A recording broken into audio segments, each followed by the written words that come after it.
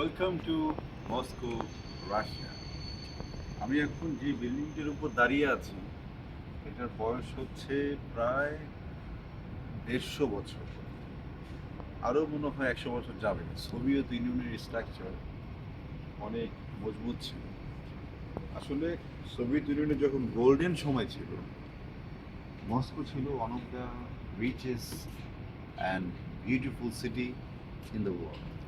Even still now beauty তো কোনো কমে নেই, আরও বেড়েছে। যদিও কিছু স্যাংশন রেস্ট্রিকশন আছে, তারপরও Moscow is the best city, one of the best city I have been to in my life. আর যারা পড়াশোনা করতে চাচ্ছেন তাদের জন্য মস্কোতে তো কোনো আমি মনে করি বিকল্প হয়ই না, কারণ এখানে আপনার চাকরি করতে পারবেন, পড়াশোনা করতে পারবেন, উপার্জন করতে পারবেন, ফুল প্যাকেজ। এমনকি একটা সময় গিয়ে পিআর, পাসপোর্ট সব কিছু পাবেন।